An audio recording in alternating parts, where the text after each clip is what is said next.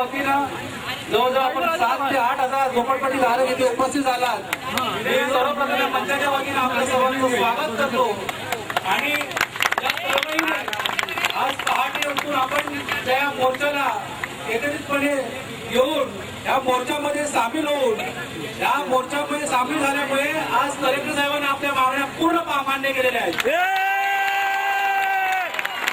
त्यांनी आम्हाला आश्वासन दिलेलं आहे की जे विरोधक मंडळी जी आहे जी म्हणते की जीआर आम्हाला जीआर मिळालाय असं काही नसताना ते खोटं परिपत्रक दिलेलं आहे. त्यांना 15 दिवसासाठी मुदतवाढ दिली होती, पण तरी आपल्या या सर्व पूर्ण माहोल पाहून कलेक्टर साहेबांनी विनंती केली आहे की मी आज गृह सचिवांशी जाऊन भेटतो. गिरिराज म्हणून आहेत आणि मुख्य सचिव रत्नाकर गायकवाड म्हणून अशा त्यांना भेटून त्या गणेश कुमारमध्ये 15 दिवसाची वेळ दिली की 10 दिवसामध्ये झोपडपट्टी तोडण्याचं काम ते जरूर करतील. हा आपला सत्याचा विजय आहे हे सर्वांनी ग्रहण धरून आपण या ठिकाणी आलात. जे सहकार्य त्या मंचाला असंच एक सहकार्य आपल्या घरावर पुन्हा एकदा करावं लागल्यास विनंती आम्ही आपणास करू आणि आपल्यापर्यंत निरोप पाठवू. तर त्या ठिकाणी आपण हजर राहावं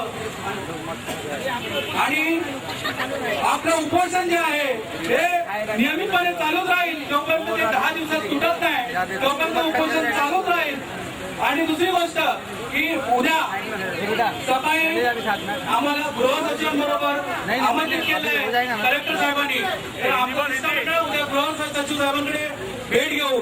या 5 दिवसात 4 दिवसात 10 दिवसात काम करायचा निर्णय मिळाला पाहिजे याच्यासाठी आम्ही इथे जाणार आहोत. आणि तुमचा विजय हा सर्व झोपडपट्टीधारकांचा विजय आहे. मैं हिंदी में भी आपको कहना चाहूंगा कि हमने आज कलेक्टर साहब देशमुख साहब से बात किया है, असिस्टेंट एडिशनल कलेक्टर पाटिल साहब से बात किया है. दोनों कलेक्टर साहबों ने हमें यह आश्वासन दिया है कि काम जो चल रहा है वो पूरी तरह से जो कार्रवाई जो है वो कार्रवाई पूरी तरह से की जाएगी. तुम्हारे विकास काम तो हड़ताल आएगा नहीं, विकास काम हो जाएगा. जो कुछ जीआर हमने कुछ दिया नहीं है उनको खाली हमने 15 दिन का एक निवेदन दिया है कि 15 दिन आपका पूरा जांच समिति बिठाकर आपको उनके लिए तसल्ली करके उनका 15 दिन का लिख के दिया हुआ है. वो जीआर में कुछ लिखा नहीं है, वो सब झूठ बोल रहे हैं. और 10 दिन में वो गणेश रुपए के वहाँ डेमोलिशन होगा और हमारे कामों का शुरुआत उस दिन से होगी. और हमारी जीत ऐसे ही कायम रखने के लिए आप ऐसे ही सहकार्य कीजिए. ये विनंती करके आप यहाँ आए, आपने हमें सहकार्य किया, इसका हम आपसे तहे दिल से स्वागत करते. और लोकांमध्ये त्या लोकांनी विरोधकांनी लोकांमध्ये जीआर आमच्याकडे जीआर आले म्हणून अफवा पसरवण्याचा प्रयत्न करतायत. तर कृपया शिवलिंगची कामं थांबणार नाही. ज्या पद्धतीने कामं चालू आहेत त्या पद्धतीने कामं चालू राहतील असं आश्वासन आम्हाला कलेक्टर साहेबांनी आता दिलेलं आहे.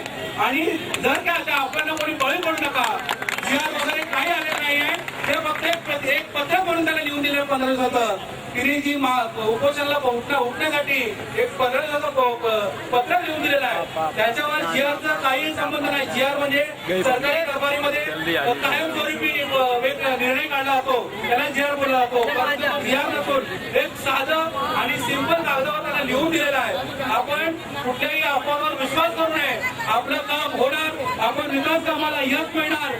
आपण लवकर मीटिंग मध्ये जाऊ एवढं आश्वासन देऊन